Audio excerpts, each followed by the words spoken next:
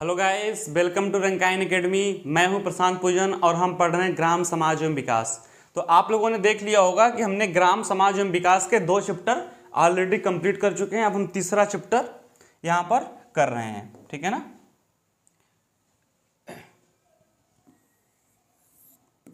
तो कल के वीडियो में आप लोगों ने देख लिया होगा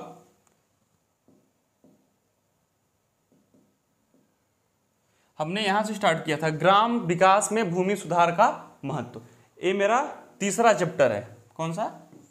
थर्ड, ठीक है ना। इसमें हमने एक लेक्चर कंप्लीट कर लिया है। तो इधर आप लोगों ने देख लिया था कौन कौन से टॉपिक हम पढ़ने वाले हैं। अब हम इसको नेक्स्ट स्टार्ट करते हैं। स्वतंत्रता पूर्व की भूधारण पद्धतियां। हमने पहले लेक्चर में इसके बेसिक्स के बारे में बता दिए थे, स्थायी बंदोबस्त, महालवाड़ी और रैयतवाड़ी। आज जो भी इसके इंपॉर्टेंट डेटा हैं, ठीक है ना, ये कब लागू हुआ, किसने इसको लागू किया, जैसे फैक्चुअल प्रश्न आपसे पूछे जाते हैं, उसको आज हम डिस्कस करेंगे यहाँ पर। तो आप लोग यहाँ पर देख रहे होंगे कि स्वतंत्रता पूर्व यानी कि भारत की आज़ादी से पहले राजस्व टैक्स वसूलने के जो तरीके थे अंग्रेजों के द्वारा, ठीक है ना, वो किन नामों से जाने जाते हैं, कितने टैक्स वसूलते थे, कौन इसको लागू किया था, उसके बारे में हम यहाँ पर देखेंगे। तो पहला क्या है? स्थायी बंदोबस्त। इसको हम जमींदारी व्यवस्था के नाम से भी जानते हैं। आप लोगों ने जमींदारी व्यवस्था, जमींदार शब्द आप लोगों ने सुना होगा, यह क्या होता है उसके बारे में डिस्कस करेंगे। फिर रैयतवाड़ी व्यवस्था और फिर महालवाड़ी व्यवस्था। यह 3 प्रकार की व्यवस्थाएं थी जिससे कि ब्रिटिश यानी कि अंग्रेज भारत में कर वसूली का कार्य करते थे। क्या करते थे? कर वसूली का कार्य। इसको एक और नाम से जानते हैं, दीवानी। जैसे मैं बोलूं कि भारत सरकार के कार्य, तो भारत सरकार के विभिन्न क्षेत्रों में कार्य होते हैं, चाहे वो विदेश मंत्रालय का कार्य हो, चाहे वो गृह मंत्रालय का कार्य हो, चाहे वो रक्षा मंत्रालय का कार्य, यानी कि भारत सरकार के पास विभिन्न मंत्रालय हैं और विभिन्न कार्य है। लेकिन उसी प्रकार से अंग्रेजों के पास एक मंत्रालय था, दीवानी। यानी कि दीवानी के माध्यम से वो लोग जमीन पर, खेती पर क्या करते थे? लगान या फिर टैक्स वसूलने का कार्य करते थे। खेतों पर और कृषि के उत्पादन पर जो कर वसूलते थे, ठीक है ना, उसको दीवानी बोलते थे। यदि ऐसे शब्द भी आ जाए कि दीवानी का मतलब क्या है, दीवानी किस संदर्भ में यूज करते थे, तो राजस्व कर यानी कि फसल पे, ठीक है ना, और जो जमीन थी उस पे कर वसूलने का जो डिपार्टमेंट था वो क्या था? दीवानी। आप लोगों ने पढ़ा होगा कि प्लासी और बक्सर के युद्ध के बाद बंगाल में, बिहार में और उड़ीसा में अंग्रेजों के पास दीवानी राइट्स आ गई। तो दीवानी राइट्स का मतलब क्या हुआ कि खेती से और किसानी से, फसल से, जो ग्रामीण समाज में किसान थे उनसे उनके कृषि पर, मैं फिर से बोल रहा हूँ, उनके कृषि पर कर वसूलने का जो काम था वो अंग्रेजों के पास आ गया। पहले वही काम ही था भारत में, यानी कि सारा टैक्स वसूलने का कार्य इनके पास आ गया, दीवानी राइट्स आ गई। तो अब प्रशासन के नाम पर अपने शहंशाह बैठे हुए हैं, उनको कोई अधिकार नहीं है, ठीक है ना, जो अंग्रेज बोलते हैं वही वो करते हैं। तो इस तरीके से चीज़ें चलती थी। अब हम अपना पहला टॉपिक करते हैं, स्थायी बंदोबस्त। क्या नाम है? स्थायी बंदोबस्त। और स्थायी बंदोबस्त को ही हम जमींदारी व्यवस्था के नाम से भी जानते हैं। अब इसके बारे में देखते हैं। स्थायी बंदोबस्त को कॉर्नवालिस ने 22 मई 1793, इंपॉर्टेंट यहाँ पर 2 चीज है, एक तो लॉर्ड कॉर्नवालिस और दूसरा 1793, 1793। याद रख लो कि सर्वप्रथम 1793 में स्थायी बंदोबस्त या जमींदारी व्यवस्था लॉर्ड कॉर्नवालिस ने इंट्रोड्यूस की थी। कहाँ पर? बंगाल, बिहार तथा उड़ीसा। मैं आपको थोड़ा सा हिंट बता दूं कि जब अंग्रेज पहली बार भारत आए, ठीक है ना, तो वो एक व्यापार की तरह आए थे, यानी कि व्यापार करने के पर्पज से आए थे, व्यापारी बन के आए थे। पहली बार प्रशासन में जो उनका जबरदस्त हस्तक्षेप हुआ, यानी कि इन्वॉल्वमेंट हुआ, वो प्लासी के युद्ध के बाद हुआ। अब आप लोग नॉन टेक के विद्यार्थी हैं तो इतिहास तो आप लोग पढ़ते ही होंगे। तो 1757 फिर इसके बाद बक्सर का युद्ध हुआ, बक्सर बिहार में पड़ता है, ठीक है ना। तो 1764 में बक्सर का युद्ध हुआ।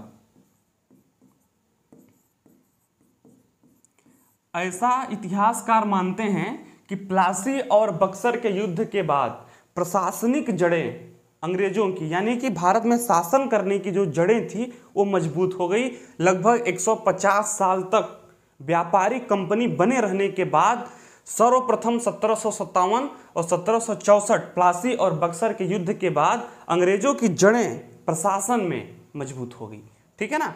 तो यानी कि आप लोग के दिमाग में बात आ गई होगी कि जब उनकी जड़ें मजबूत होगी प्रशासन में तभी तो टैक्स वसूलेंगे। यानी कि प्लासी और बक्सर के युद्ध के बाद ऐसा प्रश्न पूछता है कि कौन से युद्ध के बाद, ठीक है ना, अंग्रेजों के पास राजस्व वसूलने के जो थे तरीके इजाद हो गए थे। तो हो सकता है प्लासी दे दे, बक्सर दे दे, यानी कि वो इनका पहला ऐसा युद्ध था कि वो लड़के उनके पास जो थी वो प्रशासनिक राइट्स आ गए थे, यानी कि वो अब एक तरीके से यहाँ पर अपनी सरकार बना लिए थे, ठीक है ना। शहंशाह बोल दीजिए, सुल्तान बोल दीजिए, राजा बोल दीजिए, वो बन गए थे। बात समझ में आई। तो अब जब उनके पास बंगाल, बिहार तथा उड़ीसा में प्रशासन इनके पास आ गया तो अब अपने तरीके से टैक्स वसूलेंगे, ठीक है ना। अब मुगल बादशाह कैसे वसूलते थे ये अब इनसे मतलब नहीं है, अब इनका अपना तरीका आएगा टैक्स वसूलने का। तो सबसे पहले अंग्रेजों ने 1793 में, और जो उसका गवर्नर था, मैं आपको फिर से बता रहा हूँ, गवर्नर, लॉर्ड गवर्नर और वायसराय तीनों अलग चीज़ें होती हैं, ठीक है ना। आपकी बुक में आता होगा कि फलाने गवर्नर, फलाने लॉर्ड गवर्नर, ठीक है ना, वायसराय। तो ये चीज़ें जो होती हैं, पद तो लगभग एक ही होता है लेकिन इनके अलग अलग नाम का अर्थ क्या है मैं आपको बता दूं। गवर्नर और लॉर्ड गवर्नर का मतलब क्या होता है। यदि कोई व्यक्ति, मैं बोलूं लॉर्ड कार्नवालिस यानी कि गवर्नर कार्नवालिस, अभी फिर मैं बोलूं जनरल गवर्नर कार्नवालिस, तो इन दोनों में डिफरेंस होता है। अभी मैं इसके अंदर नहीं जाऊंगा लेकिन आप लोग को पता होना चाहिए गवर्नर और जनरल गवर्नर और वायसराय, ठीक है ना, ये तीनों चीज़ें अलग होती हैं। तो कार्नवालिस जो था वो गवर्नर था। तो 1793 में इसने बंगाल, बिहार तथा उड़ीसा में स्थायी बंदोबस्त या जमींदारी जो थी व्यवस्था उसको इंट्रोड्यूस किया। अब देखते हैं कि स्थायी बंदोबस्त और जमींदारी व्यवस्था क्या थी, ठीक है। इस व्यवस्था को इंपॉर्टेंट है जागीरदारी, लोग बोलते हैं ना कि तुमको जागीर मिल गई है क्या, लोग बोलते हैं ना कि सरकार से तुमको जागीर मिल गई है क्या, तो उसी संदर्भ में लोग बोलते थे। डायलॉग बड़ा फेमस है कि तुमको जागीर मिल गई है क्या। जैसे सपोज करिए कि आप एक व्यक्ति हैं, हर कोई व्यक्ति होता है, ठीक है ना, तो उनको ऐसे अधिकार मिल गए कि लगभग 100 गाँव का आपको जमींदार बनाया जाता है और इन 100 गाँव में जितनी भी जमीन है आप उसके मालिक हैं। आप चाहें तो उसको बेच भी सकते हैं, उस जमीन को किसी को बेच भी सकते हैं, उस जमीन पे चाहे तो आप लोन ले लें। यह जमींदारों का अधिकार था और जमींदार ही तय करेगा कि किस किसान को कितनी ज़मीन देनी है और उससे कितना टैक्स वसूलना है। जमींदार को अंग्रेज़ों ने फिक्स बोल दिया था कि आपको 100 गाँव की जमींदारी हम दे रहे हैं, आपको सपोज करिए कि 1 लाख मुझे प्रतिवर्ष देना है, ठीक है ना। लेकिन मैं आपका ध्यान इधर खींचना चाहता हूँ, लेकिन अंग्रेजों ने जमींदारों से यह नहीं बोला था कि आप किसानों से कितना कर लेंगे। अब सपोज करिए किसानी ही एकमात्र साधन है, अब व्यक्ति की जो जीविका है, जो जीवन यापन है, इसी पर निर्भर है। अब गांव का किसान है और जमींदार के पास गया कि साहब हमें 5 एकड़ जमीन चाहिए। अब उसके ऊपर डिपेंड करेगा कि वो जमींदार जी के 50 बार पैर छुए, उनके घर में झाड़ू पोछा करे, तो हो सकता है कि शायद कम पैसे में उसको मिल जाए ज़मीन। यदि जमींदार चाह ले कि नहीं मैं तुमको ज़मीन नहीं दूंगा, तो किसान के पास ऐसे कोई अधिकार नहीं थे कि वह उनसे ले ही ले, ठीक है ना। यदि जमींदार जी बोल दें कि मुझे 5 एकड़ के 20,000 रुपये चाहिए, तो किसान की यह मजबूरी है कि उसे देना पड़ेगा 20,000 रुपये। बात समझ में। एक डेटा बोलता है कि जमींदारी प्रथा में अंग्रेजों को लगभग 3.5 करोड़ रुपए राजस्व प्राप्त होता था। लेकिन एक डेटा जो आपको आश्चर्यचकित कर देगा कि किसानों से वसूले जाने वाला जो टैक्स था वो लगभग 13.5 करोड़ रुपए था। बात समझ में आई ना। तो जो जमींदार लोग थे वो कितना अधिक किसानों से टैक्स वसूलते थे, यानी कि शोषण 2 स्तर पे होता था, एक तो अंग्रेजों के स्तर पे और एक जमींदारों के स्तर पे। इसको बोलते हैं जमींदारी व्यवस्था, ठीक है ना। तो इसको जागीरदारी, इस्तमरारी, मालगुजारी तथा विशेदारी आदि नाम से भी जानते हैं। लेकिन इसके जो 2 सबसे फेमस नाम हैं, स्थायी बंदोबस्त, ठीक है ना, और जमींदारी व्यवस्था। बात समझ में आई। और एक जागीरदारी भी थोड़ा सा फेमस है। और तीसरा जो आपको याद रखने वाला पॉइंट है कार्नवालिस, लॉर्ड कार्नवालिस। उसने कब लागू किया था? 1793 में। और अंग्रेजों द्वारा लागू की गई यह राजस्व वसूली की पहली व्यवस्था थी। ऐसा भी प्रश्न पूछा गया है कि अंग्रेजों द्वारा लागू की गई सबसे पहली व्यवस्था, ठीक है ना, स्थायी बंदोबस्त। बात समझ में आ गई। तो ये सब चीजें आप लोग इसको देख लीजिएगा। हाँ देखिए, समय समय पर ईस्ट इंडिया कंपनी को ब्रिटिश से निर्देश आते थे। जो अंग्रेज का शासन था इंग्लैंड से, वहाँ से कुछ रूल्स आते थे कि आपको ऐसे कार्य करना चाहिए। अब सपोज करिए कि भारत की कोई कंपनी है, मैं किसी कंपनी का नाम नहीं लूँगा, सपोज करिए टाटा ही, समझने में क्या जाता है। टाटा किसी देश में व्यापार करने के लिए गई, ठीक है ना। अब टाटा वहाँ व्यापार करते करते उस देश में शासन करने लगी। तो टाटा है तो भारत की, ठीक है ना। तो भारत सरकार उसको कुछ दिशा निर्देश देगी कि आपको वहाँ ऐसे कार्य करने चाहिए, आप वहाँ पे ऐसे नियम लागू करो, ठीक है ना। तो इसी तरीके से अंग्रेजों जो इंग्लैंड से ईस्ट इंडिया कंपनी के लिए कुछ निर्देश आते थे। तो उसी क्रम में 1784 में कंपनी को भूमि के स्थायी प्रबंधन की सलाह दी गई। ठीक, पिट्स इंडिया एक्ट 1784, हम कहाँ पर हैं यहाँ पर? 1784 में, ठीक है ना। ईस्ट इंडिया कंपनी को निर्देश दिया गया कि आप जमींदारी व्यवस्था को स्थायी कर दें। इसलिए जमींदारी व्यवस्था को स्थायी व्यवस्था भी या फिर स्थायी बंदोबस्त भी बोलते हैं। अब ये बेसिक चीज़ें मैंने आपको बता दी। अब मैं इस टॉपिक को 5 पॉइंट में समराइज करूंगा, ठीक है ना, 5 पॉइंट में।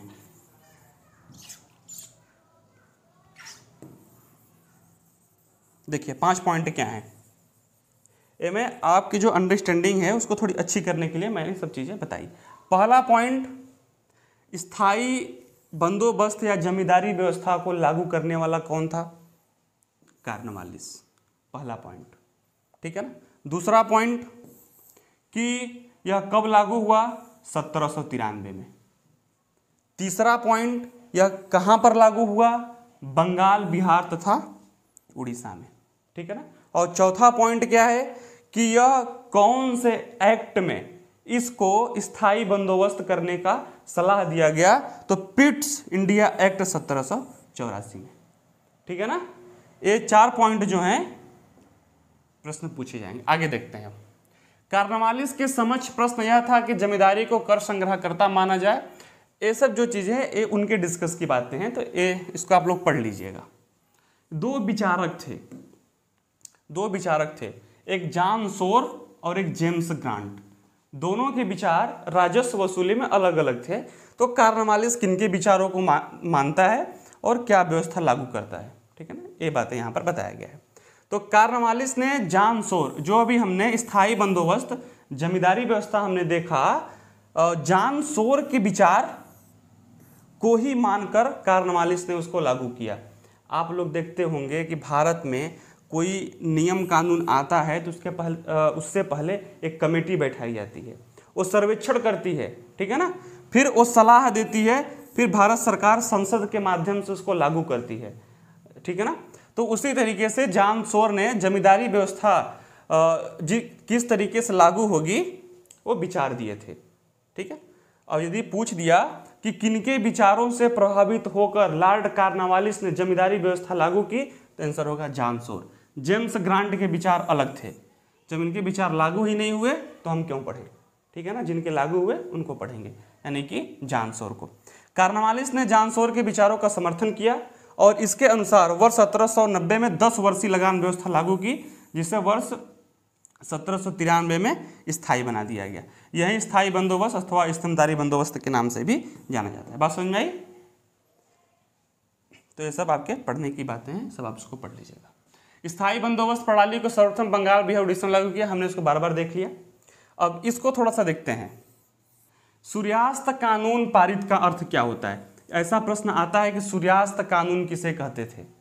सपोज करिए कि यदि बोल दिया गया कि जमींदार साहब आपको 100 गांव की जमींदारी मिली है, तो आपको 365 दिन का समय दिया जाता है और 365वें दिन के शाम तक सूर्य ढलने के पहले यदि आपने जितना लगान आपसे बोला गया है देने के लिए, आपने यदि लगान हमें नहीं दिया तो आपसे जमींदारी छीन जाएगी। सिंपल सी बात है कि जितना समय आपको दिया गया है उससे पहले यदि आपने हमें मतलब मुझे नहीं, अंग्रेजों को, ठीक है ना, लगान नहीं दिया तो जमींदारी के जो राइट्स हैं ना आपके पास, वो छिन जाएगा। यानी कि अब कोई और वहाँ का जमींदार बन जाएगा। तो क्या ये चीज़ जमींदार साहब से बर्दाश्त होगी? बिल्कुल नहीं होगी। समय आ गया, किसानों ने लगान नहीं दिया तो मारना पीटना स्टार्ट। पिक्चरों में आप लोगों ने देखा होगा ना, भाई इनके पास ही मजबूरी है, अतः मजबूर हो तुम भी, अतः मजबूर हैं हम भी, ठीक है ना। कि भाई हमारी भी जिम्मेदारी छीनने की बात आ गई तो हम कहाँ जाएंगे, ठीक है। जमींदारी नीलाम करा दी जाती थी। नीलाम का अर्थ क्या है कि अब उतने गांव की जमींदारी लेने के लिए बोली लगाई जाएगी। 1 लाख, 1,01,000, 2, ऐसा आप लोगों ने देखा होगा ना। तो जो बोली लगा लेगा तो इनसे छीन के जमींदारी उसको दे दी जाएगी कि आज से तुम इस क्षेत्र के जमींदार हो, ठीक है ना। यानी शिकारपुर के चौधरी अब तुम हो। बात समझ में आई? तो ये चीज़ें हमने यहाँ पर देख ली। अब हम देखते हैं कि कितना पैसा जमींदार लोग सरकार को देते थे और कितना खुद रखते थे। मैं आपको छोटा सा एग्जांपल दूं तो यदि 11 रुपये सपोज करिए कि किसी जमींदार ने टैक्स वसूला, तो 11 में से 10 रुपये वो अंग्रेजों को दे देंगे और 1 रुपये अपने पास रखेंगे। ऐसा अंग्रेजों ने बोला था, लेकिन सामान्यतः ऐसा नहीं देखा गया। ऐसा देखा गया कि जितना टैक्स का प्रावधान था उससे अधिक जमींदारों ने टैक्स वसूला, ऐसा इतिहासकार बताते हैं, ठीक है ना। तो ये चीज़ें हमने यहाँ पर देख ली। और एक चीज़ और देखना बाकी है, यह कुल ब्रिटिश भारत के, यानी कि सपोज करिए कि ब्रिटिश भारत का अर्थ है कि जहाँ पर ब्रिटिशर्स का शासन था, जितने एरिए में 1 लाख एकड़ क्षेत्र में जहाँ पर कृषि होती है, यदि ब्रिटिशर्स का शासन था तो 19,000 एकड़ जमीन पर यह जमींदारी प्रथा लागू थी। उस समय जब पहली बार यह जमींदारी प्रथा लागू हुई तो 19% ब्रिटिश भारत के हिस्से में यह लागू हुई, यानी कि 19% हिस्से में जमींदारों की नियुक्ति हुई। सिंपल सी बात है। यदि आपसे पूछ ले कि स्थायी बंदोबस्त या फिर जमींदारी प्रथा ब्रिटिश भारत के कितने हिस्से पर लागू हुई थी, तो 19%। अब पूछ ले कितने हिस्से पर नहीं लागू हुई थी, तो 100 - 19 कर देना, इसमें कौन सी बड़ी बात है। अब हम देखते हैं महलवाड़ी। इससे पहले मैं आपको बताऊंगा रैयतवाड़ी, फिर हम महलवाड़ी पे आएंगे, ठीक है ना। स्थायी बंदोबस्त हमने देख लिया, अब हम देखेंगे रैयतवाड़ी। रैयतवाड़ी, रैयत मुनरो, ठीक है ना, मुनरो, रैयत, यानी कि मुनरो जो थे, इधर नाम लिखा होगा कहीं, थॉमस मुनरो ने इसको लागू किया। अभी इसको देखते हैं ये सब चीजें क्या है। सर्वप्रथम रैयतवाड़ी सिस्टम क्या होता है, देखो इसमें पहले जमींदारी व्यवस्था से काफी अलग था। यह जमींदारी व्यवस्था से अलग था रैयतवाड़ी। सर्वप्रथम वर्ष 1792 में तमिलनाडु के 12 महल में अलेक्जेंडर रीड ने इसे 10 वर्षों के लिए लागू, तो ये चीज़ें ज़्यादा इंपॉर्टेंट नहीं है। फिर 1820 मद्रास प्रेसिडेंसी में थॉमस मुनरो एवं अलेक्जेंडर रीड की संतुतियों के आधार पर रैयतवाड़ी व्यवस्था लागू की गई।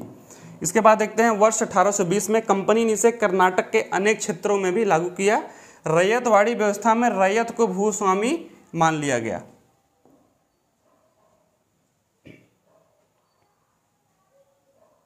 अब भारत के सबसे बड़े भाग में रैयतवाड़ी व्यवस्था लागू की गई। यह मद्रास, बंबई तथा कुछ अन्य भागों में लागू की, जो कुल क्षेत्रों में 51% के बराबर थी। देखते हैं इसको रैयतवाड़ी व्यवस्था क्या होती है। तो रैयतवाड़ी जो व्यवस्था होती है,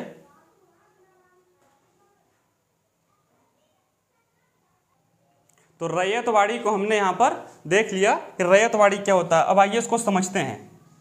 देखिए, जमींदारी व्यवस्था के बाद ट्रेलर रिलीज हुआ रैयतवाड़ी का।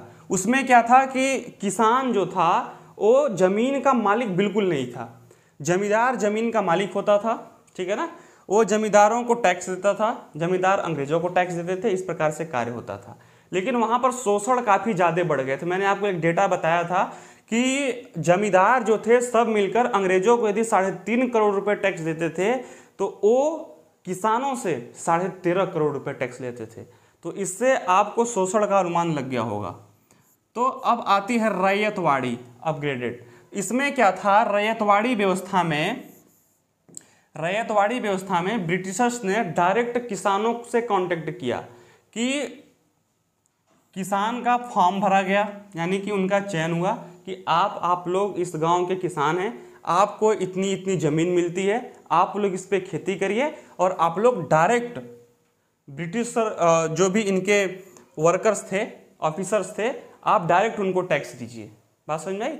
यानी कि बीच से जो जमींदार थे, यानी कि यदि मैं बिचौलिया बोलूं, जो बीच में कार्य करते थे, अब उनका हस्तक्षेप खत्म हो गया था रैयतवाड़ी व्यवस्था में, ठीक है ना, कि अब डायरेक्ट किसान सरकार को टैक्स देते थे।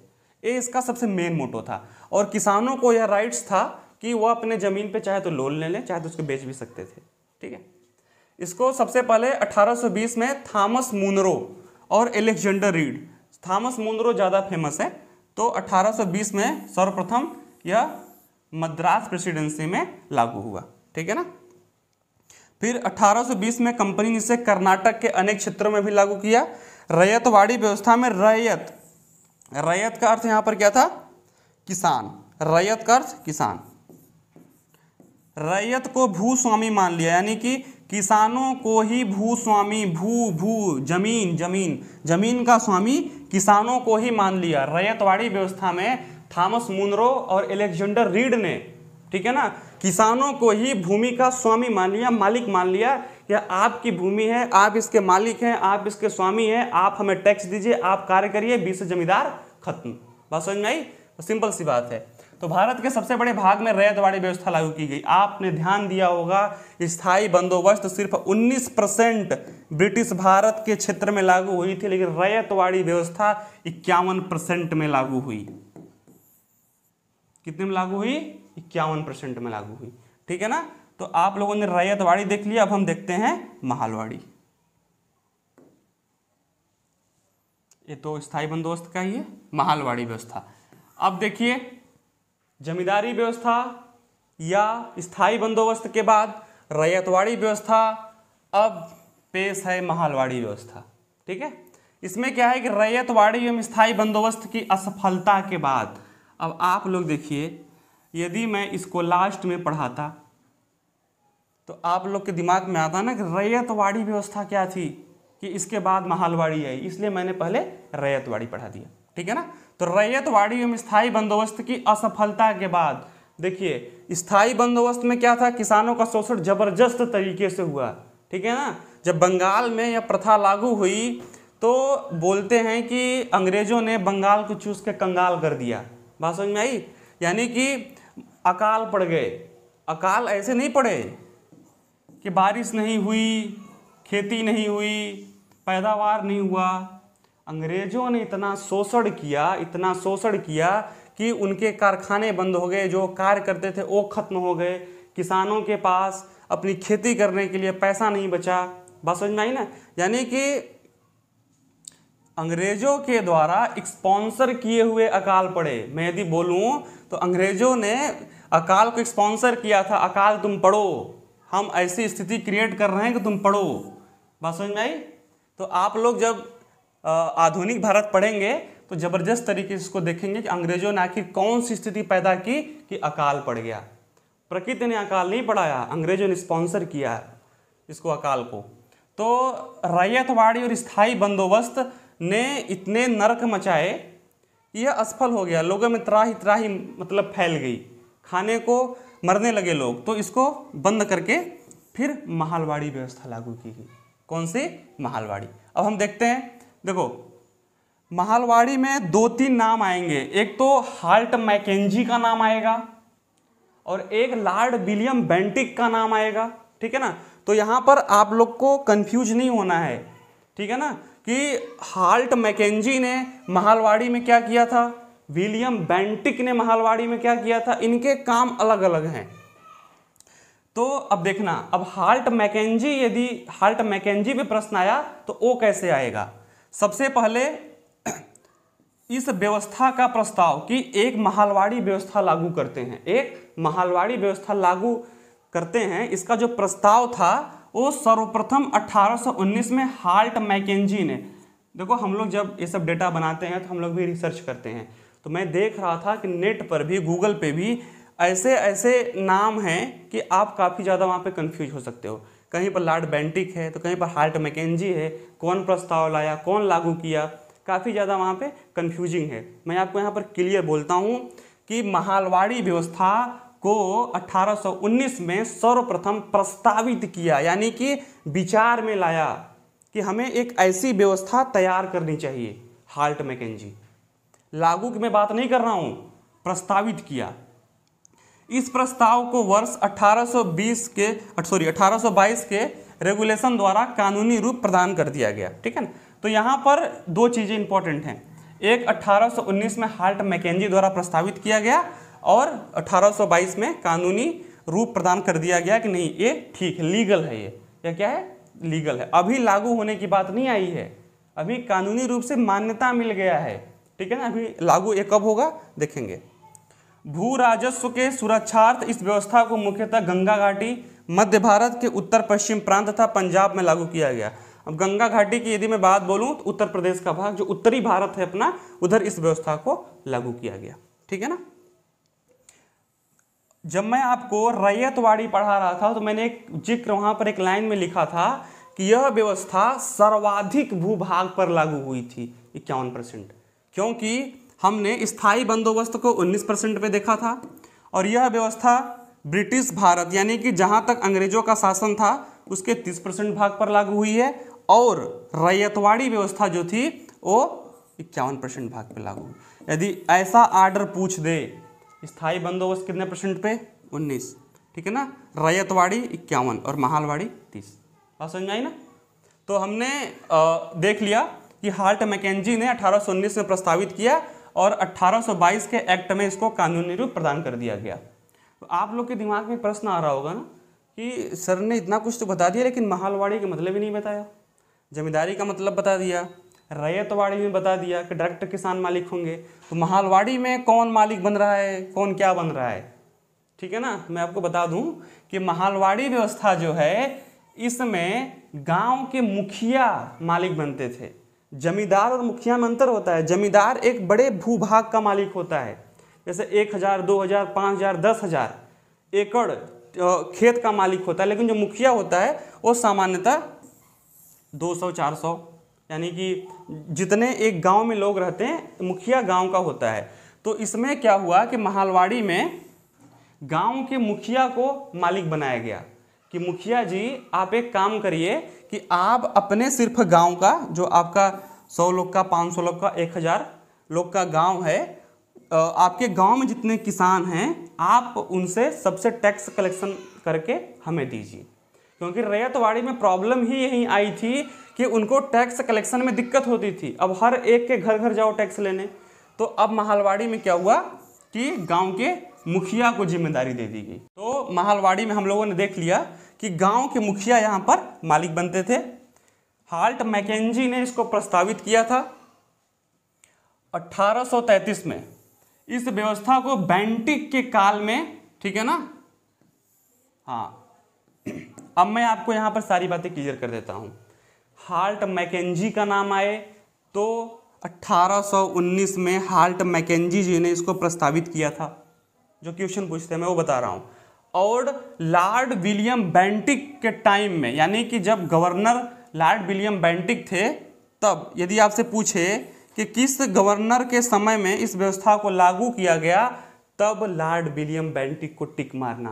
प्रस्तावित पूछे महलवाड़ी व्यवस्था किसने प्रस्तावित किया, हाल्ट मैकेंजी। बहुत डाउट क्रिएट करता है, मैं आपको स्पष्ट बोल रहा हूँ। कब लागू हुआ, 1833 में लागू हुआ। तो आप लोगों ने यहाँ पर देख लिया कि हमने तीनों व्यवस्थाओं को प्रॉपर तरीके से इसमें देख लिया है, ठीक है ना। स्थायी बंदोबस्त को हमने देख लिया, महलवाड़ी को देख लिया और रैयतवाड़ी को देख लिया।